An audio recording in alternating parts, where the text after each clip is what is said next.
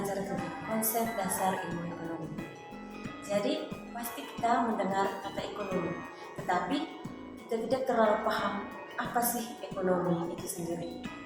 Jadi di sini Ibu akan menjelaskan yang pertama, pengertian ilmu ekonomi. Ilmu ekonomi merupakan cabang ilmu yang mempelajari cara manusia untuk memenuhi kebutuhan sumber daya yang tersedia. Kata ekonomi berasal dari bahasa Yunani, yaitu oikonomia, yang berarti manajemen rumah tangga. Yang kedua, kita lihat tentang penggolongan ilmu ekonomi. Jadi penggolongan ilmu ekonomi dibagi lagi menjadi dua bagian. Yang pertama ada ilmu ekonomi deskriptif dan yang kedua ada teori ekonomi. Jadi di sini Ibu akan menjelaskan yang pertama itu ilmu ekonomi deskriptif. Ilmu ekonomi deskriptif merupakan ilmu yang melukiskan keadaan ekonomi dalam bentuk angka-angka dengan mencatat atau mendaftarkan peristiwa-peristiwa sehingga ekonomi tersebut tertulis dalam bentuk angka-angka. Yang kedua, Ibu akan menjelaskan tentang teori ekonomi. Teori ekonomi merupakan analisis untuk merumuskan kebijakan-kebijakan atau pedoman yang tepat untuk menangani masalah ekonomi tertentu. Teori ekonomi ini dibagi lagi menjadi dua bagian. Yang pertama ada teori ekonomi mikro dan yang kedua ada teori ekonomi makro. Yang pertama Ibu akan menjelaskan tentang teori ekonomi mikro. Teori ekonomi mikro merupakan cabang ilmu yang mempelajari perilaku individu untuk mengalokasikan sumber daya yang terbatas. Yang kedua, teori ekonomi makro. Teori ekonomi makro merupakan ilmu yang mempelajari mekanisme kerja perekonomian secara keseluruhan. Yang ketiga, kita lihat tentang cabang ilmu ekonomi. Cabang ilmu ekonomi dibagi lagi menjadi tiga bagian. Yang pertama ada ilmu ekonomi moneter, yang kedua ilmu ekonomi sumber daya manusia, dan yang ketiga ilmu ekonomi publik. Yang pertama Ibu akan menjelaskan teori ekonomi moneter.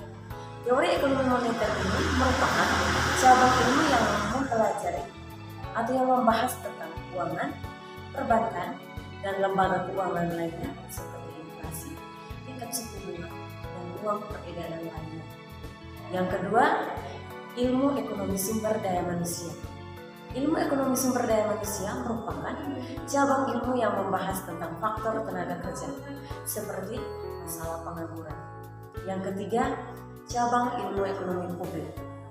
Ilmu ekonomi publik merupakan ilmu yang membicarakan tentang perekonomian secara keseluruhan. Yang keempat, kita lihat tentang masalah ekonomi. Pada umumnya, masyarakat pasti punya kebutuhan yang beraneka ragam, mulai dari kebutuhan pribadi sampai kebutuhan masyarakat. Kebutuhan manusia tidak terbatas, sedangkan alat pemuas kebutuhan sangat terbatas. Itu yang menjadi pokok masalah ekonomi. Jadi pokok masalah ekonomi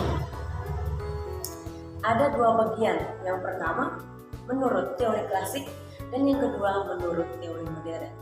Yang pertama Ibu akan menjelaskan menurut teori klasik. Jadi teori menurut ekonomi klasik, yang pertama produksi, yang kedua konsumsi, dan yang ketiga distribusi.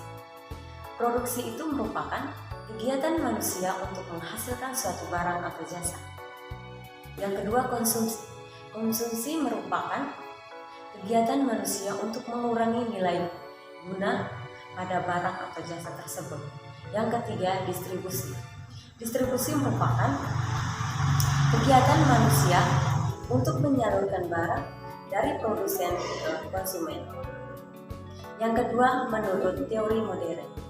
Menurut teori modern, yang pertama what, yang kedua how, dan yang ketiga for how. Di mana what itu apa? Berarti barang apa yang harus dihasilkan. Yang kedua itu how.